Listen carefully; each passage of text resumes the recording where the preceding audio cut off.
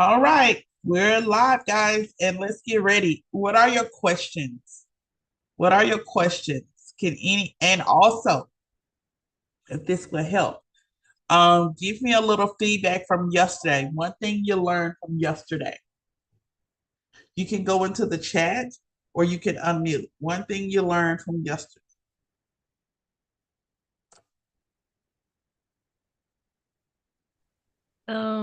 We can only take so What's much. the Hey, Indiana, what did you say? I have a question. Okay, question. After you find the TL, Uh-huh. I kind of forget what you're supposed to do after that. Because I know you're supposed to do the chart with the H2O and like the levels, which level they ended up on. Uh-huh. So I kind of forgot what you're supposed to do, like with that chart. Okay. So once you find your TL, you then go to your developer chart, find a developer, and then we just write our formula. Okay. Yeah. And how we will write our formula, it would be let's average head takes 2 ounces of color. Okay. So, of course, if someone has a larger head, smaller head, they're going to take more color. So we just multiply it in 2 ounces or 2.5 ounces. That's how you cut it. So just for practice, let's just say 2 ounces of level 7 plus 2 ounces of 20 volume H2O2. Okay. And from there, you just write directions. This is a retouch. This is, whatever happens during the hair color process, those that becomes your notes. And so right now, if you got to TL, you've done a great job. And now we just have to find out what developer goes with it. That's all. Does that answer your question a little bit? Yes. Okay. Oh, a lot of it. Okay. Any more questions? What about you, Tara?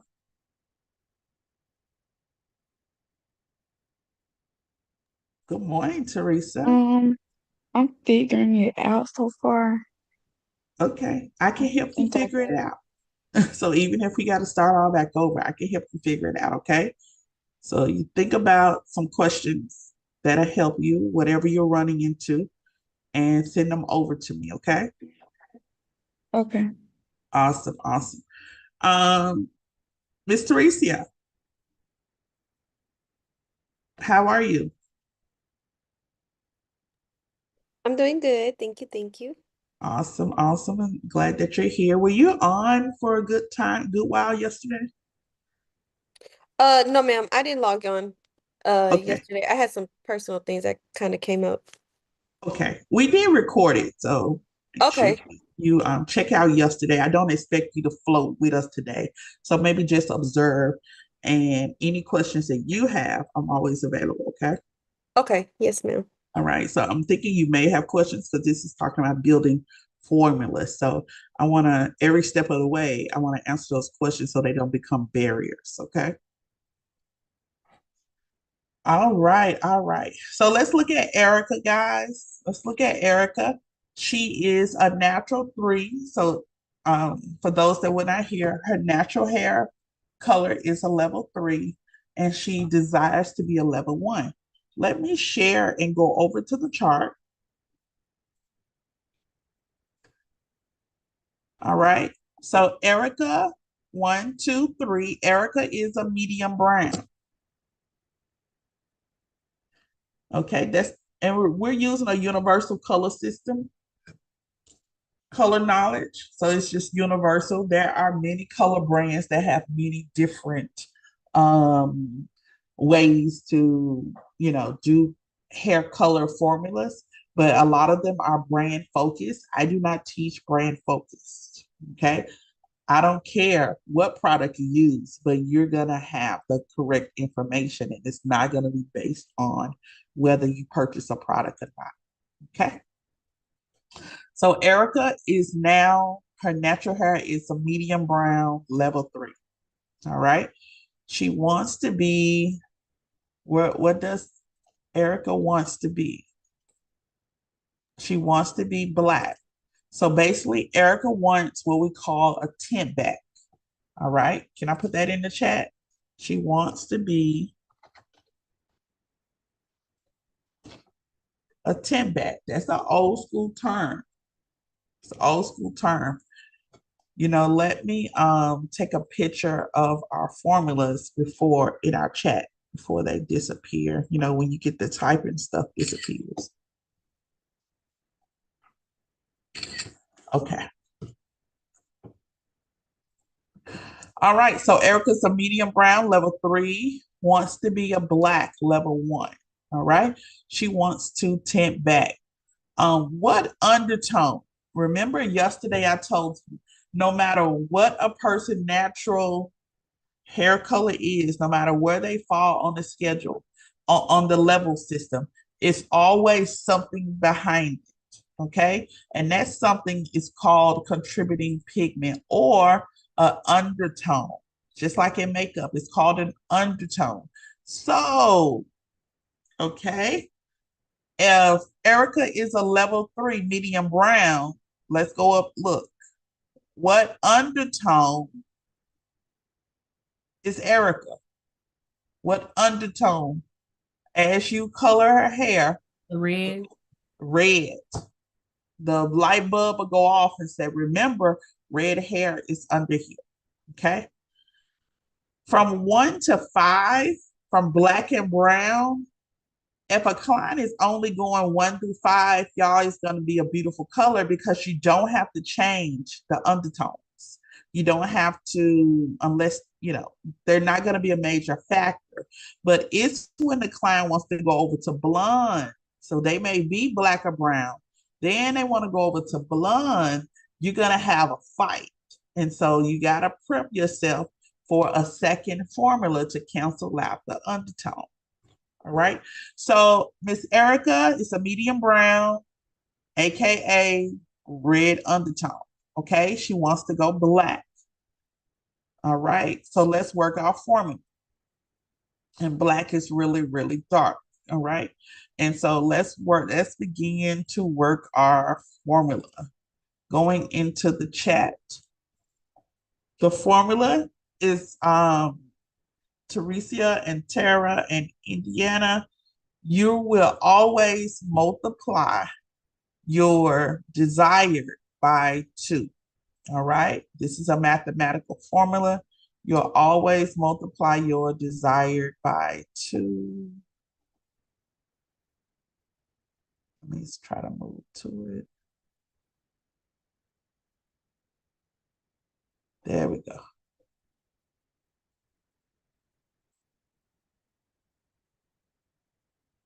Page 22 in your in the book that I sent you on the mathematical formulations. D equals desired hair color. N is your natural hair color. Okay, this is your formula. You'll always multiply your desired and by 2 and subtract your natural, and you're gonna get a TL. TL is your target level. Okay, and so she's a 3. Let's go into the chat.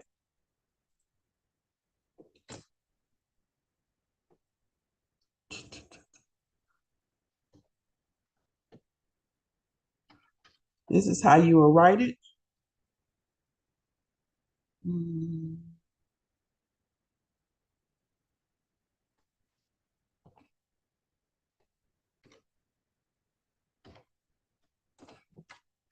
All right, so initially you'll write 2D minus N equals TL. Go ahead and plug your numbers and you'll go 2. She's a 1. Okay. Minus her natural.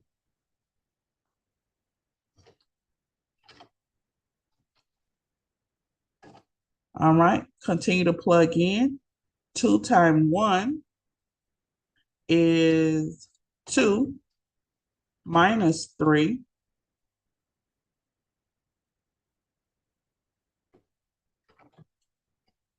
equals TL.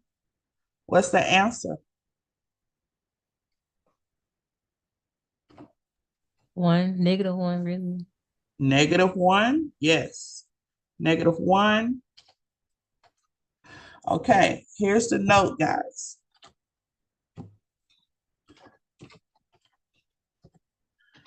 Anytime you get a negative in your hair color formula, you're gonna apply the desired color straight on the head.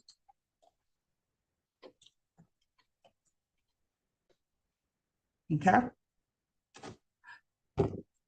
Whenever you get a negative, you're just gonna go and put that desired color straight on the head. All right. Only thing you have to determine, does the client want a permanent, or do they want a semi-permanent, or do they want a demi-permanent? If they want a semi-permanent, you don't have to mix it with developer. Just take it off the shelf, put it in a bowl, and apply it. If they want the standard, if you are going black, developer is going to lift. So if you're going black, you're going to come in, this is what colorists fight over all the time. You're going to move into a 10 and like a 15. That's it. Most people will tell you to use a 20 volume, but you're only using a 20 volume to kind of lift the cuticle so the black can hold on. You only need a little lift. But remember, 20 volume, it also is going to lift you like a level and a half. And so we want to use anywhere between a 10 and a 15. That's going to bring you between demi-permanent and a permanent black color. The only time I would use a permanent, a 20 volume developer, if I was coloring gray hair, okay? So if this client was black with gray hair, I would use a 20 volume. But if this client is all black, or you're moving from pink hair to black hair, something of that nature, I would probably only use a 10 to 15 volume. Okay, so just put that in your notes.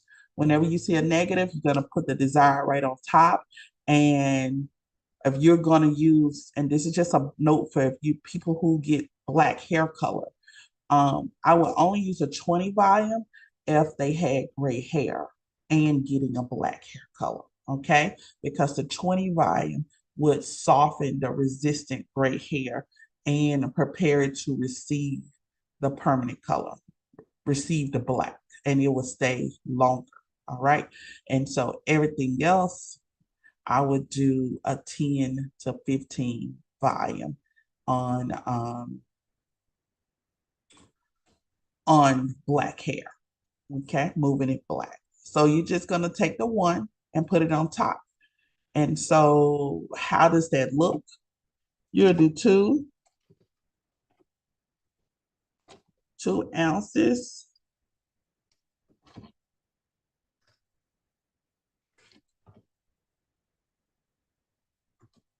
And I'm gonna go ahead and say black.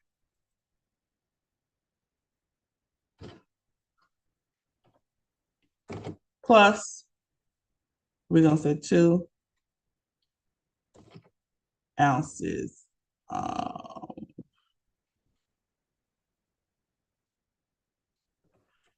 15.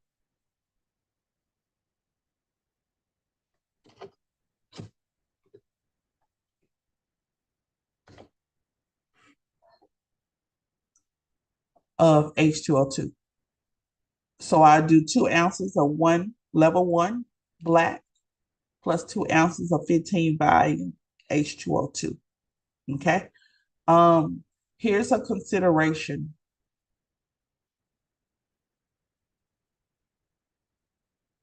That we have to look at before we even get to gray hair.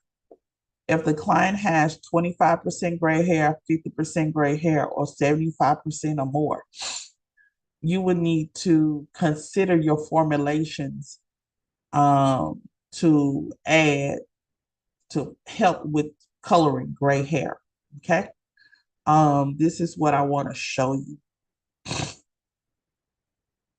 Okay. When you see these two pictures, this one here with the part, and you can see the gray hair, that's 25% gray hair. Okay.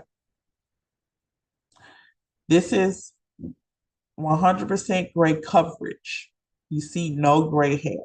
All right. 25% gray hair, and the hair is covered. When you start to see 50% gray hair, you'll see a dark strand, a gray strand, a dark strand, a gray strand. It'll just be more of it. Okay. And then you start to see 75% to 100% gray hair. And gray hair usually starts graying from the front. Then it gradually over years goes all the way to the back, to the whole head begins to be covered. All right. And so when you start to see more white hair, that white hair doesn't have anything in it. It doesn't have any melanin. It doesn't have, it's poor on porosity, which means it could probably be dry, and it's poor on elasticity, which means it could probably be hard. It could probably be rough. Some people call it resistant and call it tight.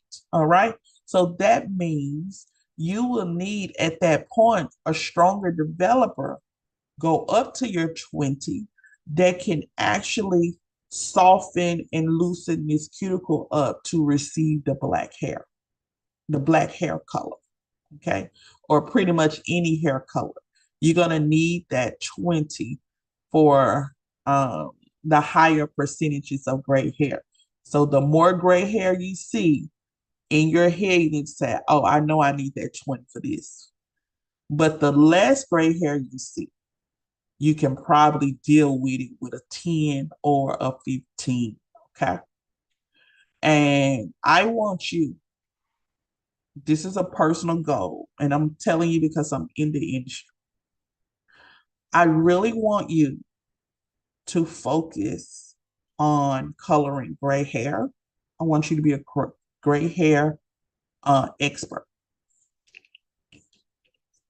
I also want you to focus on corrective color. Okay? Because this is what I found. If you can fix people's problems, you will always have a client. You'll always have a job. It'll always be something for you to do. Okay. And when it comes to hair color, you ain't got to be the best hair colors, but you can be the best. Okay. Understand you ain't got to be the best hair colorist. Okay. But you will be the best. And what I mean by that is you'll be able to fix anything that comes through after they so-called have went to the best. And what I found that if you stay true to fixing someone's problem, people will always recommend you. You'll always have a client. It's only so long people can enjoy pink and purple and yellow hair. It's amazing, it's beautiful, but guess what? They eventually want to change their hair color. It's a problem when they don't know how to change it. So you're the fixer. All right. And so you can start by learning how to color gray hair, because majority of the people that from our numbers, and I think I have the stats in the book, a majority of the people that have gray hair, they want it covered. Now, maybe a year or two, they have just come out with the Silver Fox Squad. Well, guess what? The Silver Fox Squad is still your customers. They're still your clients, because you got people that said, I'm going gray 50%, take me all the way gray. So we learn how to do that. Then if you have gray hair, people want gray hair treated. They want it conditioned. They want treatment. They want steam treatments. They still want it natural. So people are engulfing themselves in gray hair in the last 2 years than I've ever seen before.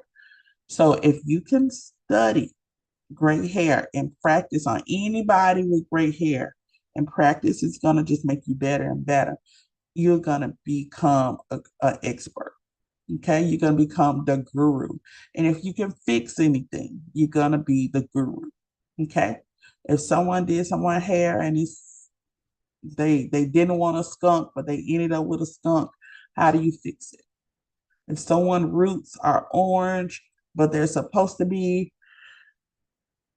blonde, how do you fix it? I need you to identify what it is and how to move forward. Okay? Miss Cox, can I ask you a question really quick? Yes. Hate to interrupt, but since we're on the subject of Oh, fixing, I want you. Yeah. okay, so as you know, like my natural hair color is a very dark black. And you remember, I think last time we were in class, I had already dyed my hair to like Red. a red, Burgundy. like a burgundy. Mm-hmm. So my dilemma is, when I got my hair done, I told the stylist I didn't want any bleach. So, um, she ended up just doing, I want to say 20 developer and then the color. And then it wasn't as, I guess, as vibrant as I wanted it to be. Uh-huh. So then I went for like a second touch up and she used 30 developer and Yep. it's more burgundy now, but I guess I want more of like a red Mm-hmm. um undertone. So I guess my question is, so I'm going more towards like a cherry cola red. Oh, beautiful. So to apply that to my hair, what would I do? Because I want Um, to experiment doing it like on myself.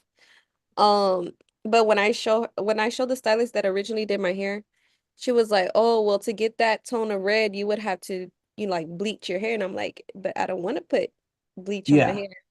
Mm-hmm. Okay. I got a couple of formulas for you. You ready? Yes. Okay, let's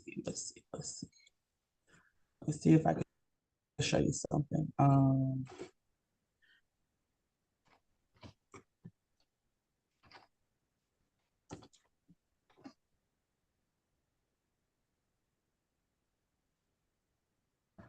Okay. There's colors. There are colors. I'm gonna take Clairol for example because it's an easy brand for students to learn from. Okay. Okay. Um,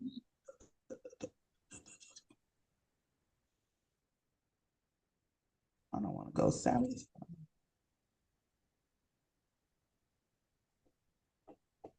There's something called High Lift Blonde. Mm-hmm. Um, and a hair High Lift Blonde is the cousin to bleach. Okay. And Okay. it's like you would, if you don't want bleach, go with a high lift blonde. And a high lift blonde has similar power, but it doesn't break your hair, you know? Right. So a high lift blonde comes in 12s, 11 and 12s, right? And Mm-hmm. so like here, let's do images. It'll be in these containers like this. So you'll see 12A, Mm-hmm. 12A, and here's the base, high lift, but has a valid base. And so what happens, it goes further than your tube color, which is 1 through 10, but it has its main job is to have lightning and lifting power. And so I would say you could high lift blonde, right? You could high lift blonde and then go back in as a double process and put the color that she's using now on your on Yeah. that hair. So it's almost like one process would be the high lift blonde, and the second process would be her second, the actual red or burgundy color. The high lift blonde has a ash, it has a blue violet base. It has a neutral, okay, and it has a G, a gold. I would probably use the gold because you want to see more vibrant, right? Yeah. These here are going to cancel out any red and give you like a pale color. And so it'll get you light, but it may be, too dull for you. So I would go with a 12G. And this is just one formula or a 12N. Yeah, And any, because right now with my hair, like, I mean, you can tell if I'm like sitting in the light or like, if the sun is like reflecting on me, like you can kind of you can see the color there. But obviously like if I'm in a low dim place or something, like it'll straight up look like it's still, like my original color, black. yeah, can I tell you about lighteners for a minute too though? Yeah, go ahead. Um, you don't have to have a powder light, but she is, you know, the easy way is, yeah, doing the bleach. But here's the thing.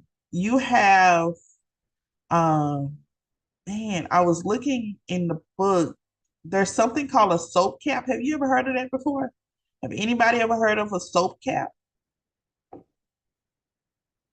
It's old school. I know, I know, I know, I know, I know. Because I have multiple formulas you can use a soap cap. So I like oil. Oh, let me ask you a question. Did something horrific happen with bleaching your hair? Uh, yes. One time I went to well, I had before I let my hair grow out 3 years ago, I had a pixie cut. Hmm. I cut What? Yeah, I had a pixie cut. I cut all my hair literally off. Um, and I got the way I got to the pixie cut because prior to the pixie cut, I was blonde for 4 years, Uh-huh. platinum blonde. So it did. I know when I was going to platinum blonde, I understood that it was going to be a process. The stylist, she explained to me like your hair is very dark, it's almost like jet black. So, to get from jet black to platinum blonde, it was going to be a process. And she kind of broke it down to me, like you're going to have to come, we're going to do it Yeah. in sessions. Um I really didn't have any issue with that because I would, I'm the type of client I will come. Like if you tell me every 3 months or whatever how often I need to come, I'm gonna go. Yeah. Um, but back in like high school days, I used to do a lot of like purples, blues, gray, green, like whatever color of the rainbow. I trust me, I've already had it.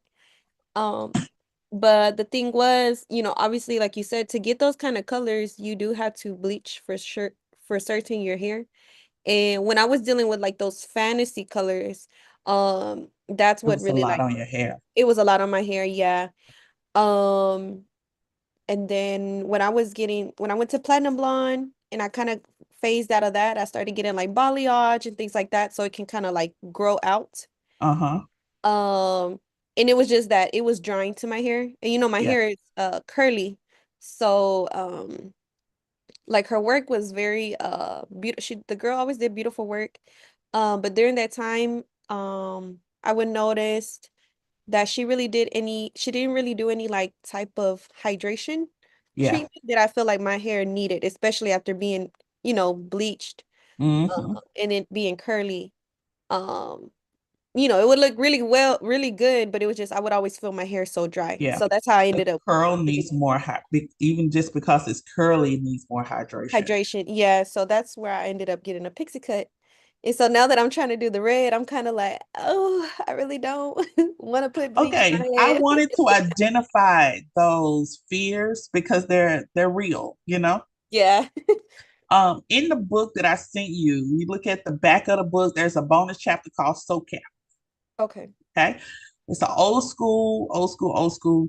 But because your hair is already there, you can do this. All right. Mhm. But I wanted you to know in the back of your mind, uh, we don't want to repeat what we did. So there's lighteners, but there's oil lighteners, there's cream lighteners, there's paste, and then there's powders. Okay. When Mhm. you get to the powders, the lightener in brain itself only knows how to lift. Mhm. And but the harshest of the lighteners is going to be powder because it does not have any conditioners, don't have any buffers, no limits on it. Some people use powder to go straight to where they gotta go, But in the process of you going straight platinum or straight blonde, you are pulling out all of your moisture, all of your elasticity. So yeah, you do see some issues. Mm-hmm.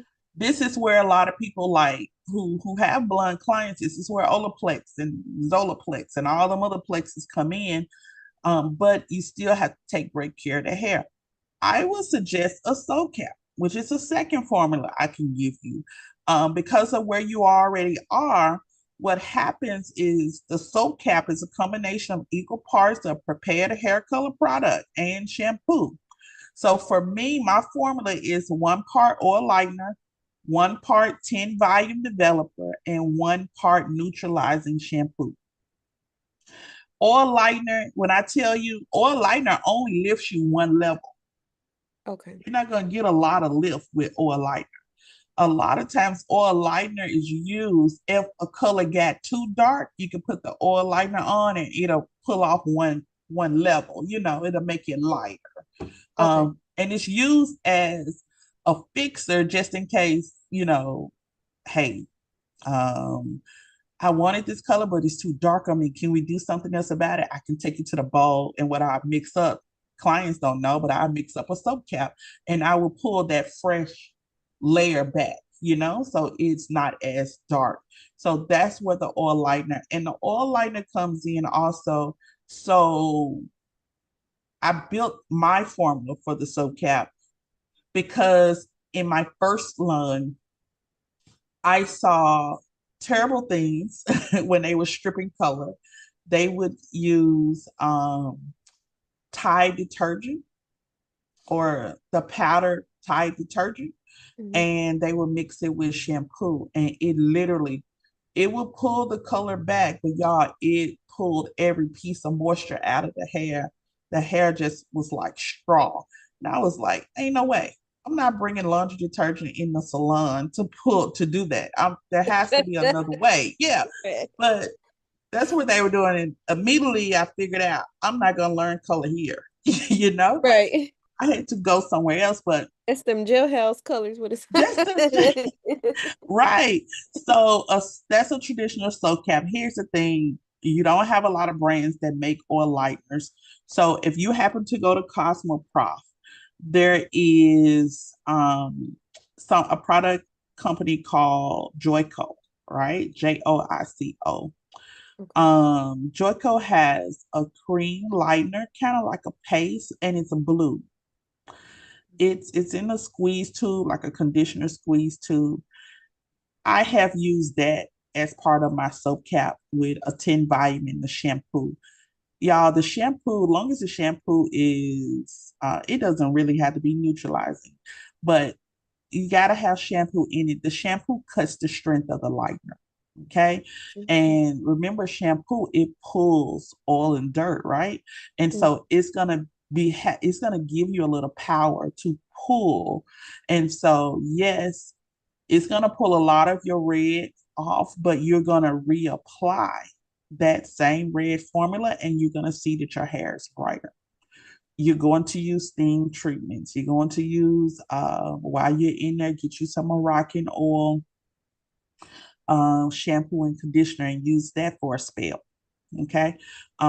And you look for products that says hydrating. You look for products like the Cara Care is good as well. But you want to add life, to the hair. But that's just a quick formula. If you know what color it is, or the next time you go and the hairdresser doesn't mind me giving her a formula, I don't want to step on anybody's toes. You can call me. I'll write the formula out and you can take it to her. Got it? Well, my goal for this year is to do it myself, like kind of course, start implementing what I'm learning to, Yeah. And then by the time you pass your theory, you'll be going into the practical salon. Okay. And so we'll be all on point. But yeah, when you're ready, I'm ready. Maybe we can even do a little shopping spree at Cosmo Prize. Yes. so you can get I what you will. I got. will But let let me you know know when you're probably like in a ready. week or so. Yeah, That way I can. Yeah. let me know when you're ready. We'll just meet up at Cosmo Pro, y'all. Cosmo Pro. Okay. And then that could be a little field trip too. But yeah, that when I tell you, if you still have this, go back and read it so you can understand it. But there are you can do the high lift blonde, you can do the oil lightener soap cap, or you can do, and as long as you stay with the 10 volume and the shampoo, that's gonna cut it. But you anytime you put any type of shampoo or lightener with color, anything on the hair, it is going to pull moisture. So you have to remind yourself to replace what's taken out. Okay. Okay. Also in the winter time, and we're wearing hair color, our caps, hats, scarves.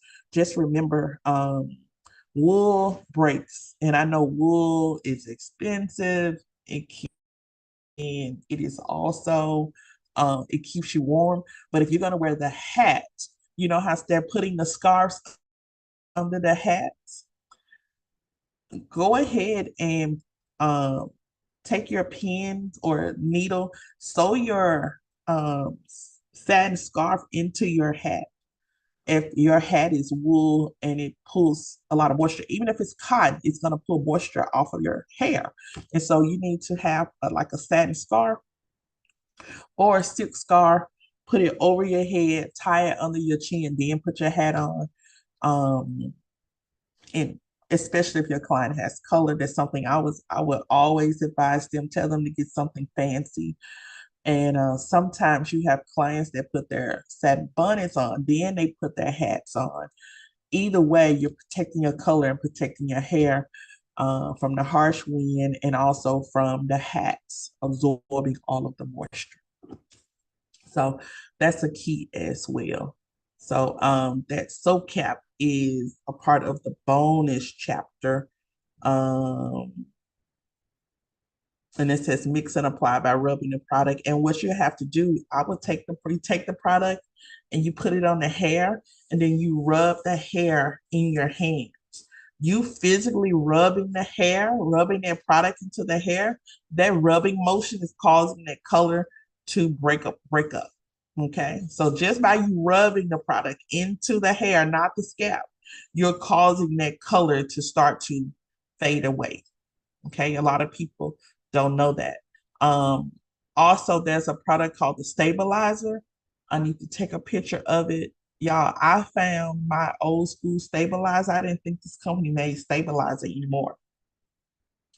But stabilizer, I would put stabilizer on after any chemical service, and it will bring the pH of the hair all the way back down.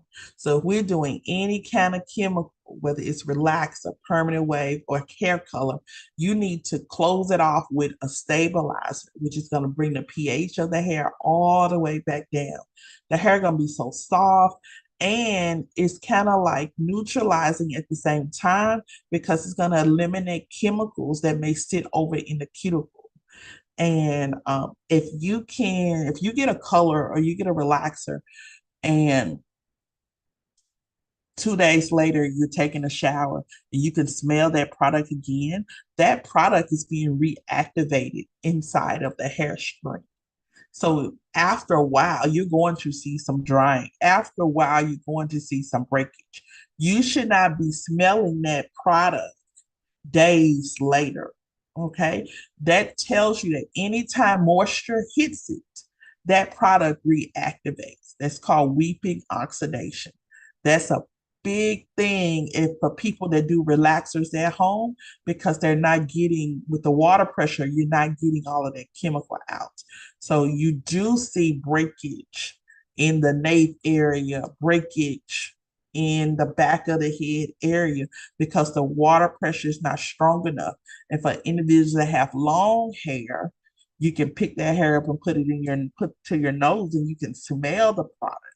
That means we got to go back again. This is why people do so many shampoos We got to go back again because we got to get that chemical out of the hair, and stabilizer allows us to do that.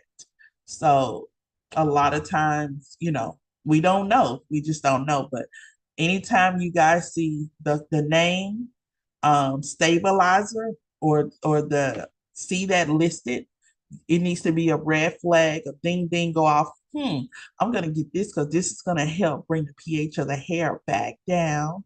And when the pH of the hair is back down where it needs to be 4.5 to 5.5, you're gonna see the hair behave so much better. Your curls are gonna be bouncy. Your hair is gonna move. It's not gonna be stiff. You're not gonna have drying. You're not gonna have breakage. Okay? That's because you use the stabilizer to bring that pH all the way back down. And the stabilizer neutralized any leftover chemical in the hair. So sometimes that's why I say you guys are going to be more informed and better than the ones that have the license, just simply because of information that a lot of people would not know until they've been in the salon years. Okay. I put that there was an old school term called tin back in this part of the bonus chapters. This is what I mean, tin back. A tin back is simply a client wanting to go darker. That's a tin back. Okay. That's a 10 back. And where we saw that negative, you'll go, if someone is blonde wanting to go black, that's a 10 back. Okay. You're going back darker. Okay. Remember, levels 1 through 5 create depth. Level 6 to 10 is going to lift. It creates light. And so anytime someone is going from light, a lighter shade, and want to go dark, it's called a tint back. Okay. But the only thing you have to worry about, you'll see this word called filler. Filler. The one thing you have to worry about, and this book is loaded with information, and I'm actually going to relaunch this book. But go back up here. This is why I want you to imagine the level and what you're dealing with behind that level. If a client was, we see people who are pixies, right? And then they're blonde. Y'all see that? They're so cute. They're platinum blonde, or they have this yellow looking blonde. They're platinum blonde, but this person just say they wants to go back black. All right. So depending on the company, some companies, I don't want to say just so much in cost, but some colors, okay, cheaper colors may have an ash or green undertone in the black. Okay. So if you put a level 1 black also has a greenish look, and if you put that black straight on top of that platinum is going to receive the undertone. When you rinse it, all the black is going to go away, and guess what's going to be there? Green hair. So now you would need to remove the green, okay? If you took red, a level 3 medium brown, and put it on top of your platinum, remember your medium brown has a red undertone. Red and white makes what? When you mix red and white together, what do you get? Anybody? I got a little bit of red. I got white paint and I add a little red to it. What do I get? Pink? Pink. There you go. When you rinse this off, you're going to have pink hair. All right. So when someone is tinting back, you're like, oh, that's easy. It is, but you got to make sure that you cancel out the undertones. All right. So when someone tells me they're platinum, they want to go back down to be a lightest brown. That's an orange and gold undertone. that's like burnt orange. It can be ugly in the orange stage if they, but they want a lightest brown. If you don't compensate for the undertone, you're gonna have orange hair. Okay. So the platinum is beautiful, but when you get ready to go back, it's gonna be easy, but you have to think for the undertone. So if just say Teresa was platinum and she had a pixie and she wanted to go back, she wanted to go black, I would make sure, because I know I gotta cancel out all of this yellow and stuff that's coming up. If you look at the primary colors, the darkest of the primary color is blue. I would make sure that my black had a drop of blue or a drop of red, and that makes red violet. You can have blacks with a red violet undertone, or you can have that looks like a dark cherry, a chocolate, but you can have a black with a blue violet undertone. That's going to give you jet black. A drop of blue and a drop of violet in your black is going to give you jet black. Okay. And I would put that on the client's hair, let it process. And remember, only a little drop of blue. That little drop is not going to make the hair blue, but it's the darkest of the undertones. So you won't be able to see it. It's going to grab a hold to that white hair, and it's going to give you the final color of jet black. And so everybody that wants you to color their hair is going to be amazing, but you got to color them on paper first. You have to have an understanding first, and then you do the application. Okay. And so 10 backs are amazing.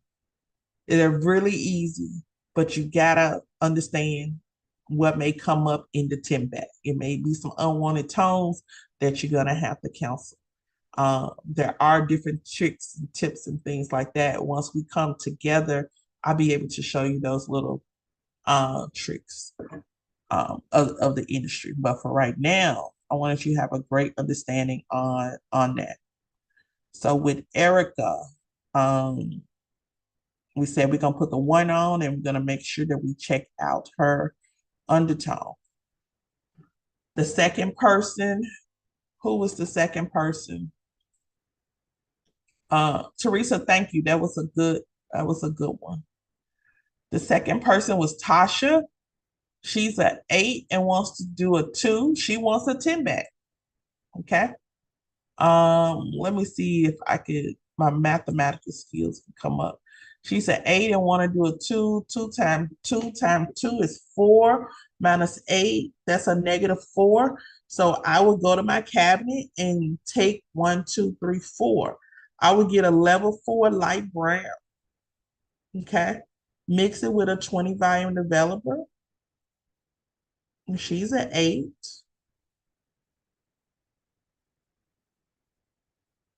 Four is red orange. Okay. All right.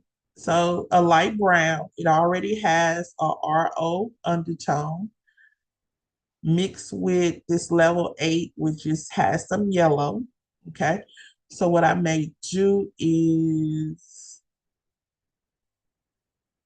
I could apply this with only a 20 volume. Okay. I need that 20 volume to make it stick. I was going to tell you, Teresa, with the reds, if you go, when you're trying to color someone's natural hair in reds, you're going to have to go with a 30 initially. You told me she went back and did a 30. Yeah.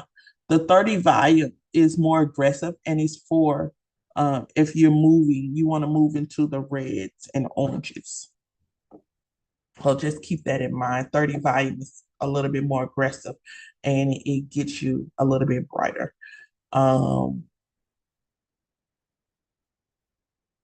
Yeah, so we would just put a 4 on the client's hair, and that would bring her all the way back down. Now, she wants to have this dark undertone, I may add a drop of blue or a drop of ash because we're dealing with red. May add a drop of blue or a drop of ash, something that could cancel out this orangey look. Yeah, a drop of blue because blue is opposite orange on the color wheel. So I may do my formula with a 20 volume, but I may also add in um, a little bit of blue base just to while the color is processing.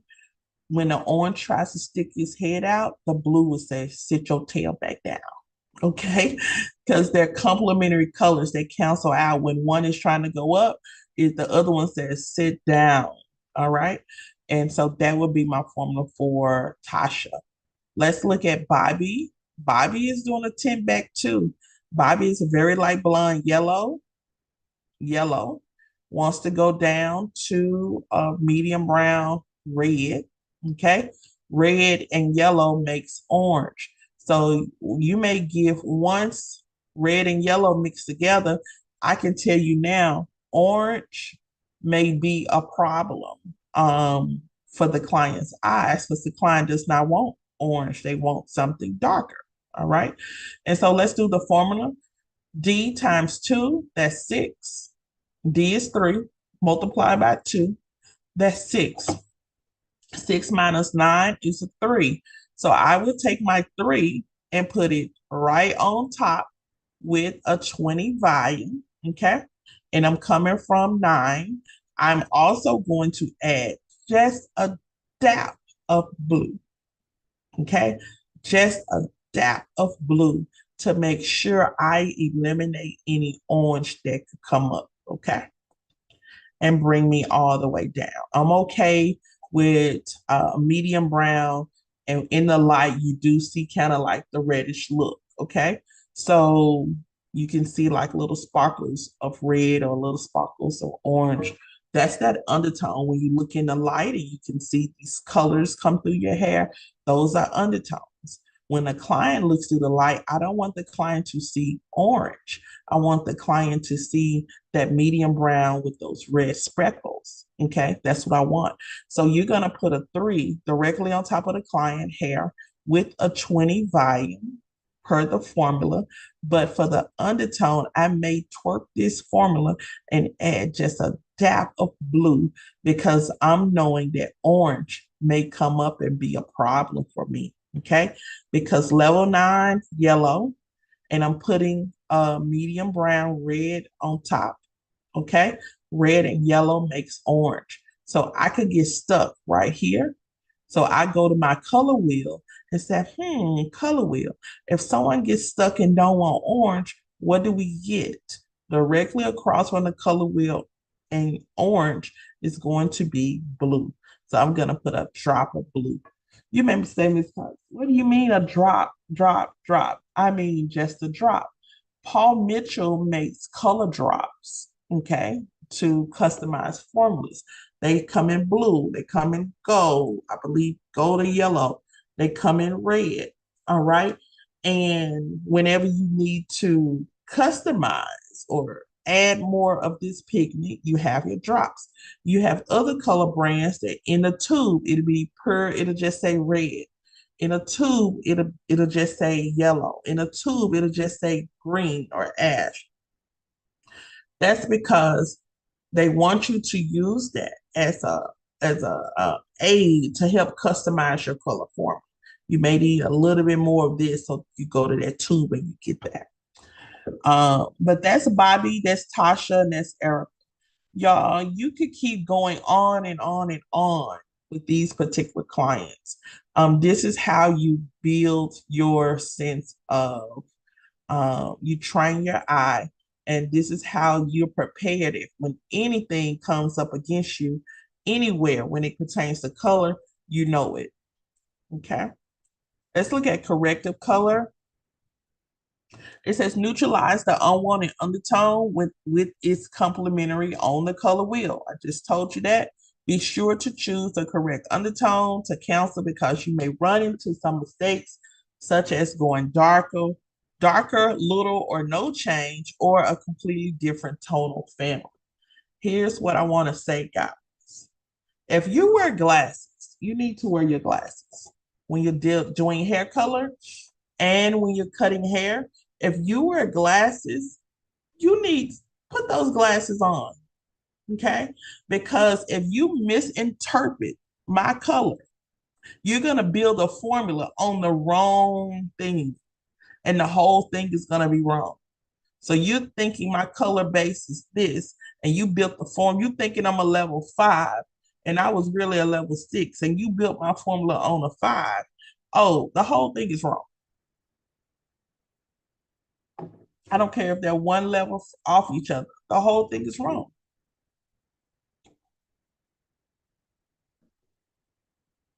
Okay. And if I want to bob and my line is this way and I want straight lines, I want it to be balanced on both sides. And you wear glasses and you don't wear glasses on that day.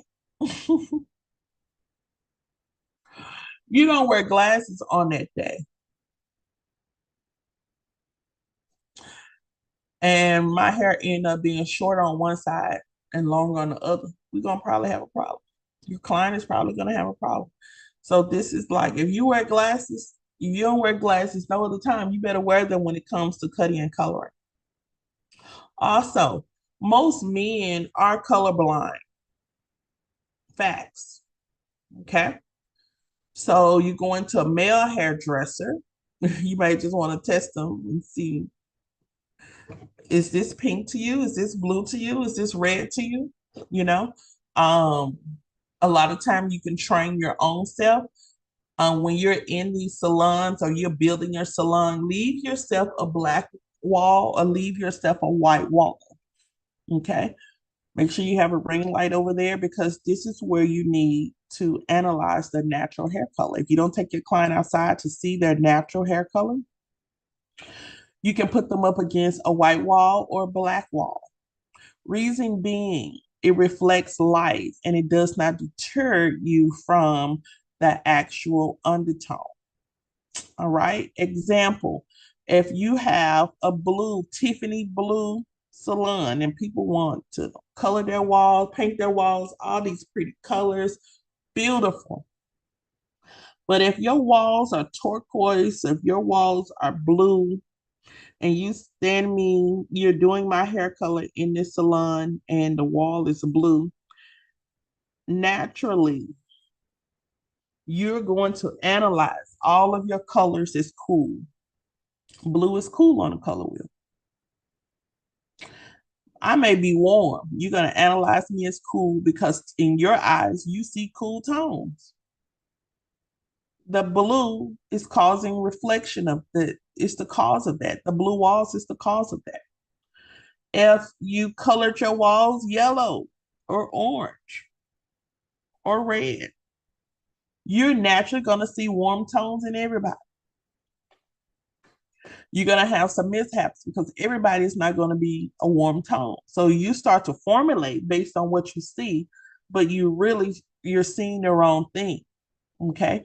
And so we always analyze the natural hair color either outside in natural light, or you have your little space where there is a white wall or a black wall. You want a wall that does not have any color. Okay. And I'm particularly talking about you're not doing a beige wall, you're not doing cream walls. All right, because that falls into neutral. And you could literally build your hair colors boring. The clients say it's there, it's cool, it just doesn't have any life to it, any movement, because it's neutral. Okay. You want to have some life. So make sure you analyze a natural light or a white wall or a black wall. But put your glasses on. Okay. So that's corrective color. Here's the encouragement. Don't worry if you make a mistake. It's simply a new discovery. You have embarked on a journey worth exploration. It's all up to you. This new profound desire to go forward, and you must now engulf passion and perfection of your craft. And let me tell you, this book is probably about 15 years old. ChatGPT when it was never out. I literally write every word. Okay. Let's look at gray hair. What do you guys know someone with gray hair? What do you guys know about gray hair? What do you believe about gray hair? Go into the chat or unmute. Give me one thing. What do you guys know about gray hair and what do you believe? What have you heard about gray hair? Let's talk about it. Anything you heard about gray hair, anything you believe about gray hair.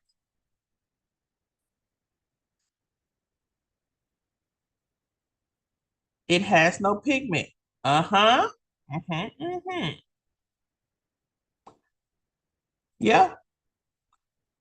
Y'all, gray hair is an illusion. It's an illusion, okay? Technically, gray hair is called Kanishis. I think Teresa, but remember that. Gray hair is called Kanishis, okay? Gray hair is simply a white strand next to a pigmented strand, and it looks gray, okay? But really, gray hair is white hair, guys. White hair, it has no pigment. So good job, Teresa. It has no pigment. But we call it gray hair because that's what everybody else has called it. But remember, gray hair is a white strand and a pigmented strand next to each other. Okay. Black and white next to each other makes gray crayons. Okay. And the same notion in hair. But let's talk about that white strand. It says gray hair can only be colored by percentage. All right. The pigment is in the cortex portion of the hair. In order to move anything in the cortex area, it can only be done chemically. What else is in the cortex area? Your porosity, your moisture, your hydration, your elasticity, the strength of the hair. All of that is in the cortex. All right. So when you go in and remove one thing, you're not able to tell, okay, I'm gonna leave moisture in there, I'm gonna leave elasticity in there, but I'm gonna take this color out. No, when you take one out, all of it comes out. Which means this is why a lot of people have issues with coloring or they're scared to color because they say their hair becomes dry, becomes brittle, it breaks, and da, da, da, da. They give you a beautiful color, but they don't prepare you for you to keep your hair, maintain your hair. So if you're gonna do color, you gotta go to the salon. You gotta get treatments. It's just like if someone goes and gets on one of those plastic surgeries, you gotta have the massages, you gotta have the aftercare, or it's not gonna be what you want it to be. All right. So I always tell clients to plan accordingly. Let's put a budget to the side so you can come and get those services. It can only be colored by percentage. I showed you guys 25%, 50%, 50%, 75%. 10% could actually be you just having a few little hairs around your edges. 10% is a combination of pigmented and non-pigmented hair.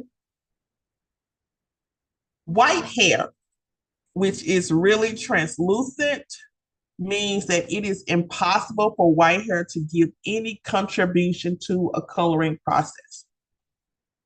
Bam. This is where we understand color. In order for a permanent color, a color to work, it's going to take what you already have and then compare it to and combine with what you want to put on it. If white hair has nothing, even with lightener, it takes what you have out. So if white hair has nothing, it's nothing in there for lightener to take out. Okay.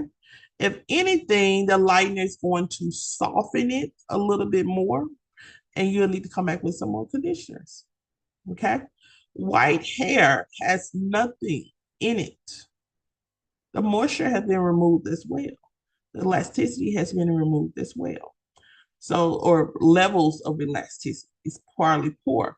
So what you'll have to do, you'll need to keep feeding it moisture, feeding it hydration, feeding it salon treatments, okay? Because you're trying to replace and rebuild what has been removed. So white hair has no contributing pigment, no undertone, okay?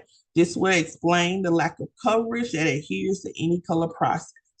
So when you are coloring gray hair, you have to make sure you use this. And this is what I'm finna say. It's called, da, da, da, da. Let me put it in all caps. A filler. Filler. Okay. A filler can be conditioner or color. A filler can be conditioner or color. Before a client gets a relaxer service, I like to spray it with leave-in conditioner. I don't make it real damp. It's not dripping wet, but I spray it with leave-in conditioner, and then I squeeze the conditioner, squeeze the hair in my hands. I spray it, then I'm squeezing the hair in my hands. That's a conditioner filler. The chemical is going to process evenly because now I have balance. I've added a filler to balance the moisture in the hair. Sometimes our colors, our relaxers do not process evenly because we have dry patches in the hair. Okay, hold on one moment, guys.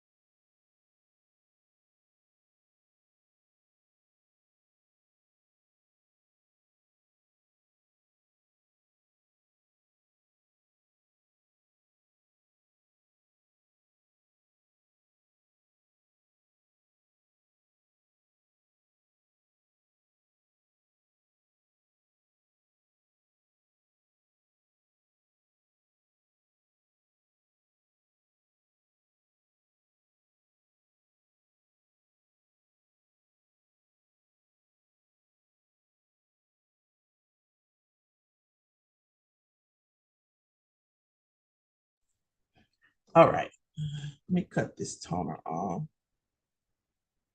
Scan lightly.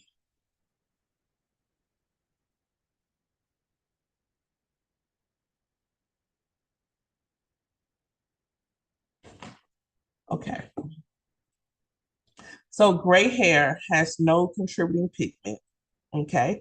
And you will need to use a filler, both conditioner fillers and also color fillers, all right? In order for a color to be processed, it needs to grab a hold of what you have within your hair fiber. If you don't have anything, this is why some people colors, when they color gray hair, it just goes down the drain. It does not grab a hold to the hair. And also it is a reason it doesn't last past a couple of days. Okay. And so just remember that you got a parent, a grandmother, an aunt that has gray hair, but they want hair color. Remember, as soon as you see that gray hair, you say, oh, I got to make sure this color has a filler because it needs to have something to grab a hold to. Okay, you need to have something to grab a hold to. And most of the time, I would use, and let me tell you, I've worked for a company, Kiss Hair Color. Ivory Enterprises. I work for a company. I've built color formulas for this company. I've also did marketing campaigns. I've been on stages teaching people how to use the color and also how to create different formulas with the color. So you already know what I use. When I have to go for fillers, I'm going to use semi-permanent color. Just make that as a note. You don't have to mix them together. Semi-permanent color, you don't have to mix them together. But I'm going to go for semi-permanent color. It has a punch of pigment that you're going to need for a color filler when you're doing gray hair. Semi-permanent color, some people may only use it to color gray hair, but like I've said before, there's nothing inside of white hair, so you have to use a filler. That's part one. So I would cover the hair and fill it. Okay, I would try to fill it, or what we call stain, S-T-A-I-N. I would stain it with my semi-permanent color and then rinse it off. Now the gray hair has a stain. So now there's something in it. So when I do my permanent color, I can use that stain to help cover the gray hair entirely. Okay. So when you see individuals of 50% or more up to 100% gray hair, you say, yes, I can do your hair color. That hair color process, number one is going to be the staining. Okay, you got to add some tone to it. Number two is going to be your color processing. Okay, that's going to be your permanent color processing. That is going to be what we call the double process. Okay, it is definitely because of your brain. You had to use some brain power. You had to use certain products. This is where that product, that color service, the labor of it starts to increase. All right. And so remember, 50% or more gray hair. You definitely would, I would definitely advise always 75, 80, 85%, whatever. I would advise that you do double process. Number one, fill the white hair, and which is stain it, and then go back in with your permanent color. Okay. It tells you in this fourth paragraph here that fillers for gray hair are usually direct dyes. Okay, so there's our rinses and our semi-permanents. If gray hair was going black, I would use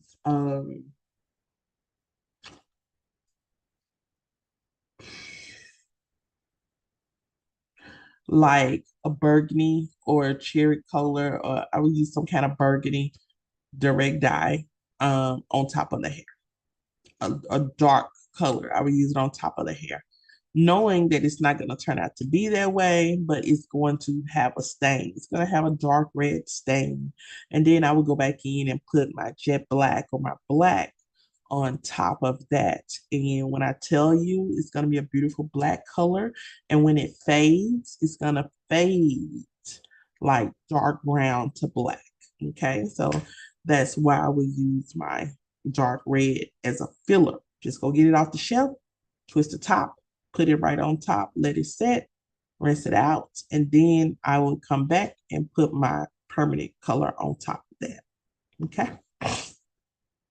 And so this is why sometimes you don't do color the first time you meet someone. You would actually have them come in maybe a day or two before for the consultation, so you can decide on what you're going to do. And also you do your strand tests and things like that to make sure that they are not allergic to the color moving forward. There we go. Okay. This segment on gray hair even tells you about what developers to use. Okay. Also, if you look at the bottom here, it says with gray hair, it's recommended that you use the N-double-N series. Now, let's talk about N-double-N series. Okay. Neutral and double neutral. N means neutral. Take note. And then the double neutral. Well, number one, anytime that you see a 1N, a 2N, a 3N, the ends are neutral.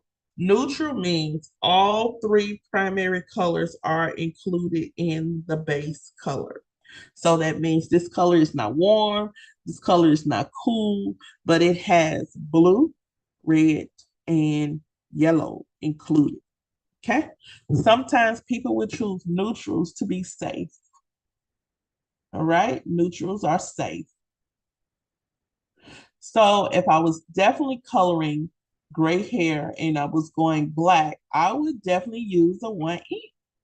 I'm using a 1N because it's safe, it has a little bit of everything, and it's going to stick. Got it? Now, if I've known in the past that this has been resistant gray hair, I'm gonna use a double N. As a colorist, I want you guys to be careful using the ends. Ends are safe, okay? They are safe, but the ends are dull, okay? And also when using the double end, it could take you a level darker. So when you're doing your formula and you say, well, I'm gonna use an N instead of using a 3R, 3 red with a red base, you say, I'm gonna use a 3N. And most of the time you will use a 3N because you have come in contact with some kind of gray hair. When you use a 3N or a 3NN, in the back of your head, you need to know, possibility my hair could come out one level darker. All right. So when the formula says use a 3NN, I may, just a tip, use a 4NN. Okay. I may go up one number just so I'm going to still get what I'm supposed to get, the 3. Okay. Because going darker, then you will have to do some lifting to pull that off of that. And a lot of times you don't want to change your moisture levels, things like that. Okay. So when you're dealing with gray hair and it has a history of being resistant, your formula may say a 3, go up to a 4. Okay. Go up to a 4. And simply, you're still going to get the 3, but the double N, and this is how you get it darker. Y'all, blue is the darkest of the colors. So you got 2 blues in 2 blues. It's gonna have a darker tone. Okay. And so these are just notes for you. Whenever you're coloring your hair, go back to the book. I have teachers that color with this book. I have people that say my pages have come apart, but I don't do anything without this book. Okay, so you guys have custom formulas also in the back of the book. I talk about corrective color. I give some just all kind of stuff when it comes to business tips and pricing. Okay, we talk about terms. Let's look at terms. This is called the colorist clipboard.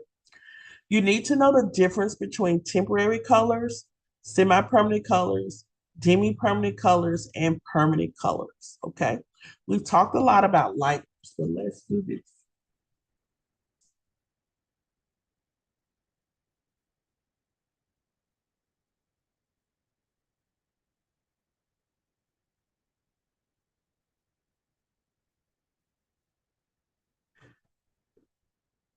Okay. Temporary color, okay? These are certified, FDA, mainly guys, this is food coloring, okay?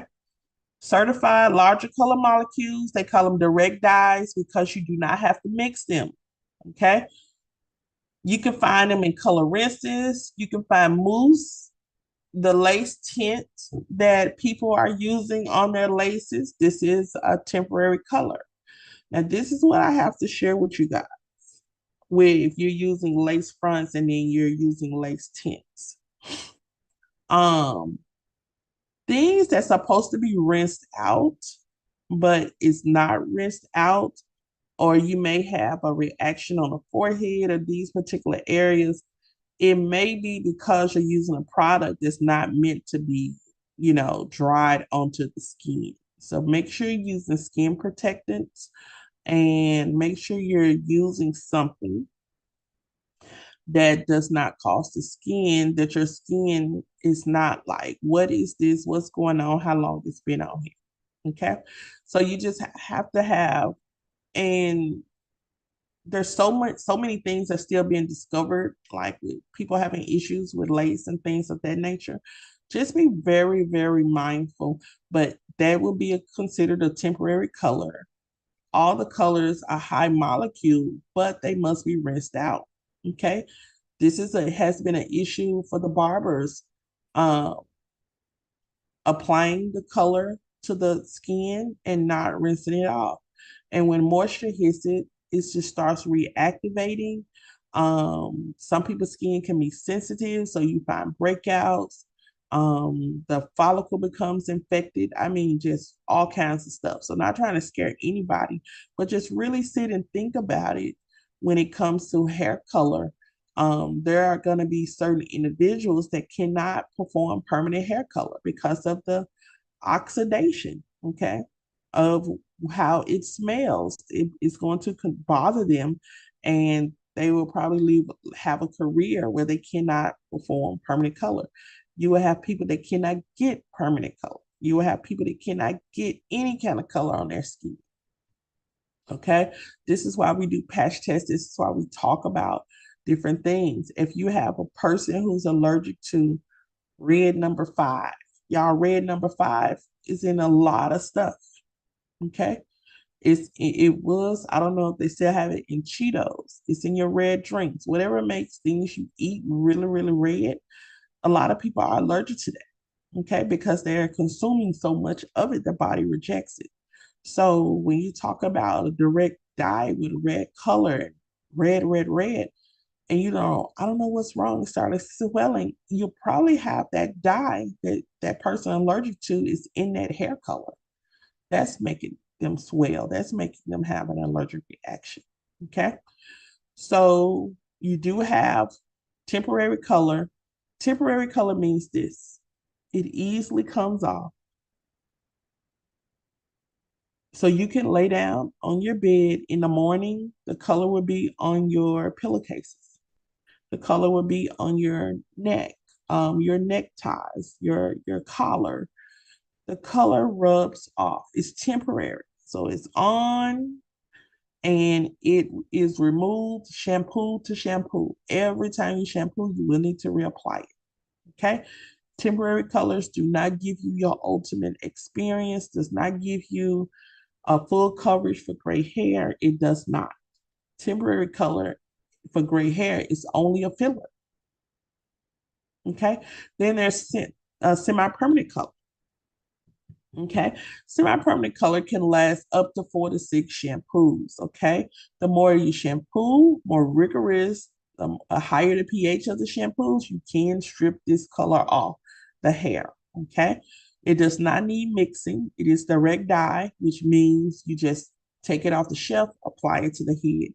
You do not mix it with anything. Okay. This is a semi-permanent color, lasts 4 to 6 weeks. All right. It could last a little longer when used after a chemical service.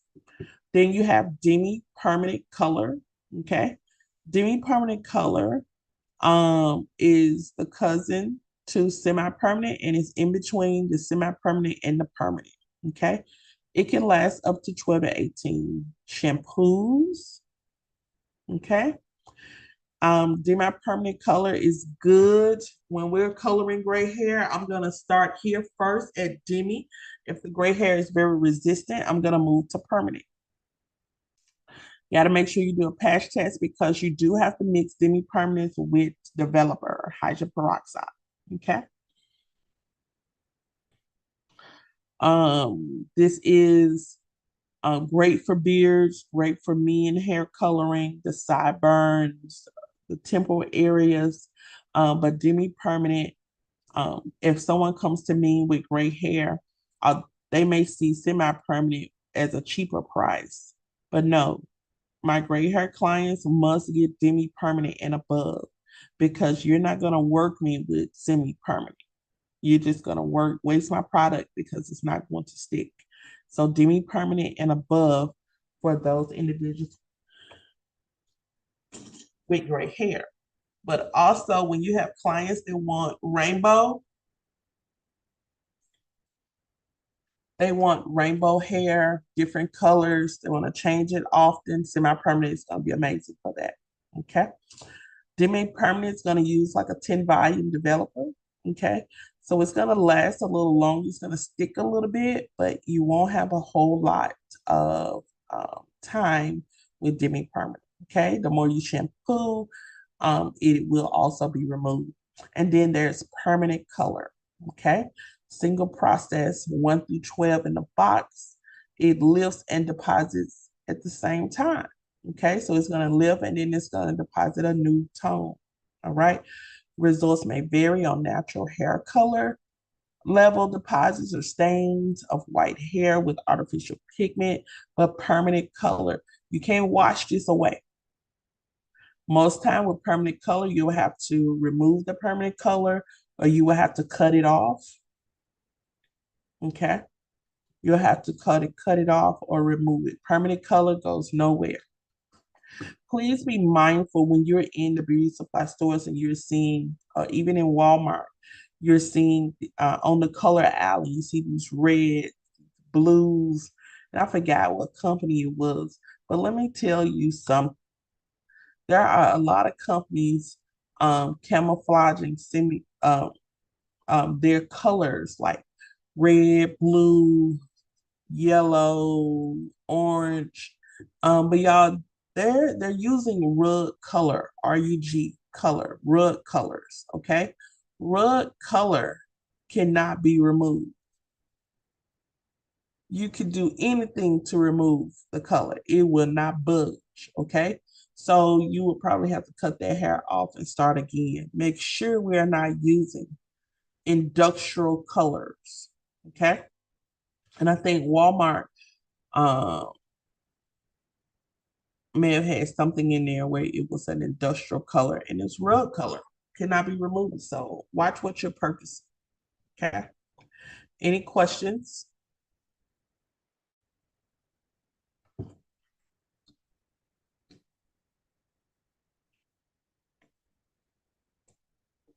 Okay, so just wanted you guys to look at that. It is 11:42 a.m. taking questions. Just a recap, color wheel is our color tool we reference. Primary colors, these are your neutrals, guys. These are your neutrals. Oh, let me show you this.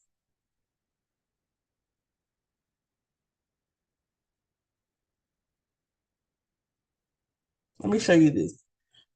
These are hair color charts. Okay, so you go into the beauty supply stores, you see these hair color charts. When we talk about our levels, when you get your target level and it gives you this 1 through 12 or 1 through 14, you go to your cabinet and you say, okay, I need to go get a 7. All right.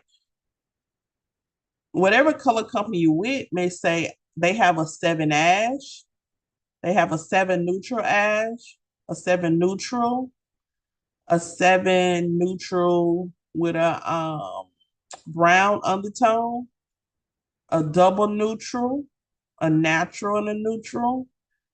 They have, and whenever you see a BR, it's really supposed to be RV, okay? Because the primary colors will always be in front. So this has violet red and a red violet. Mainly what they're saying is that you have more red, then over here you have more violet. Okay, so violet red will fall into a really dark burgundy, and then red violet is a burgundy. All right, then you have O for orange, red orange, that's RO, R for red, and then you have a double R, which means it is a red red no brown. All right. And so when you get your target level, you find your number, and in your cabinet, you have these tones. You now have to pick which one of these you're going to use. That's why we keep going back to the contributing pigment, the undertone. All right. And I know I said, I think one of our things was a 4, and I said I would make sure I put some blue in it. So I could get some neutrals. I know all my neutrals have blue. Okay. So I may get my neutral brown. That would be a safe for my 4. Or I could just do a 4N, a 4NB, or a 4NN. That's going to give me closer to the color I want, and it's going to cancel out whatever I was going to need. Okay, I was going to have an issue. I would not do ash unless I was coming from the blonde category. Remember, ash is green. So unless you're canceling out red, that's the only way I'm going to use some ash. If I was trying to go very, very pale blonde, not like the sun, but just pale blonde, I would come over here to the cool blondes with my ash. I would need to be prepared that green could possibly pop up. If I wanted to stay in my warm tones, I would take my target level and come over here. I would choose orange, red, or double red with no brown as a base. Okay. And so that's what I want you to understand. Every color company has this. So when you get your formula, you know your number, you have to now say, okay, what base do I need? And that's going to be based on the undertone, where the client is versus where the client wants to go. So if they are blonde, wanting to come down, you got to look, you're going to run into orange. Okay. What counts as orange is blue. So that means I'm going to fall into the natural category, because the only way I'm going to get blue is stay right here in the neutral natural tones. Okay. We'll do more explanation on that, but I just wanted to make sure I share that with you. The tools that we use, the color wheel, primary colors, red, blue, and yellow. But also, y'all, this is your neutrals. This is your neutrals. Then you have your secondary colors, orange, green, and violet. And remember, primary colors always go first. You should always see a red, orange, not an orange, red. Okay? And then also your tertiary colors. These are your colors that are made up of 3 colors. When we talk about undertones and complementary colors, this is exactly what I'm talking about. You take this color wheel, whatever's opposite green is red. So when I want to cancel out red, I'm going to go get ash or green. When I want to cancel out ash or green, I'm going to go get red. Same thing for blue and orange. Same thing for yellow and purple. Now, here's what I want to say too. Sometimes white hair or blonde hair could take on pollution, could take on things they work in a warehouse, oxygen, different things. The atmospheres change.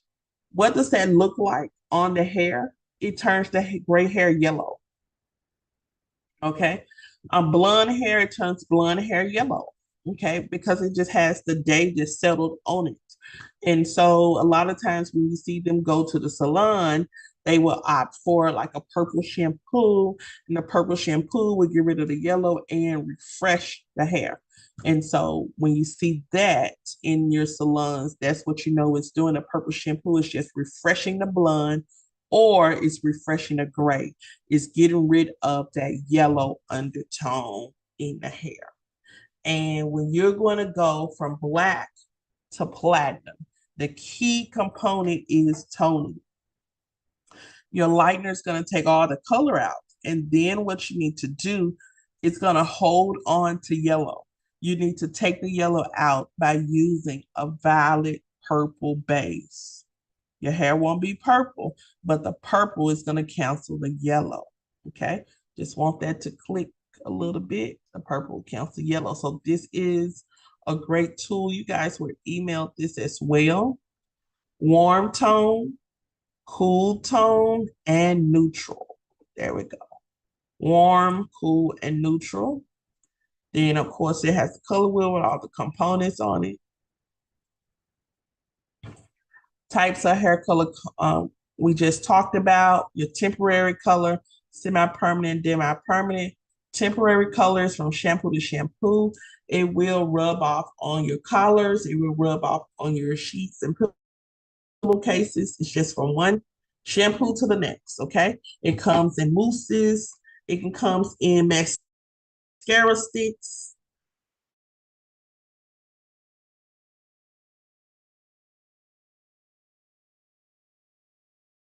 Lipsticks, you know, people last a few weeks after that, up to 4 to 6 weeks, okay? Still direct dye, you do not need to mix anything with it. And there's demi-permanent. It will last a little longer. It's going to start to the hair. So with gray hair and above, we use demi. Now, demi is not going to lift the hair at all. It is going to deposit, but it's going to make the color stick to the hair. So demi are great for gray coverage, all right? Base and metallic, all right? And so these color classifications have actual changes to the hair. You have to really be careful because people love to use henna these days, especially on the eyebrows. But I learned about henna when henna was in a category of hair color. It will fall into a metallic hair color, all right? I don't really use henna, but if you could use henna, you cannot use chemicals like relaxers. All right. So this is also people are doing henna brows and you're turning around doing brow lamination, or you're doing brow lamination then henna brows, and you're wondering why your brows are dry. You're wondering why it's itchy. Those two do not go together. Okay. They don't go together. And then you have metallic color or natural base color that they're mixing with water and they will use on the beards. But y'all, it's supposed to be not dried onto the skin. So you have a lot of staph infections when it comes to men's beards and hairlines that they're using those black sprays on, because that type of color is supposed to be rinsed and removed, not left settled to dry into the skin. And you have many individuals that will have skin reactions, okay? And when I say staph infection, that follicle, bump, pore pus, all of that, okay? All right, so we're going to begin to close. I want you guys to complete reading of the chapter, and you also have the sample exam and study guide and terms to review, okay? Remember the exam that I sent you, it is fill in the blank. It's going to be with 3 chapters. After that 3rd chapter, everything is going to be due. All right, next week we'll fall into our next chapter, but I need you to make sure you finish the reading assignments for hair color, okay? I want to say y'all have a blessed and amazing weekend. I don't have any homework other than you reading. Check out your syllabus that was emailed to you and do all of your reading assignments, okay? Y'all have a blessed and amazing weekend. I want to see y'all back here. Let me ask y'all a question. When is Martin Luther King Day? Is that Monday?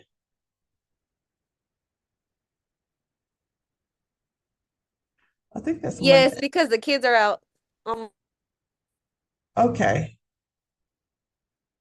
I don't know. Let's talk about it. Talk about it. Send me a message if y'all planning on going.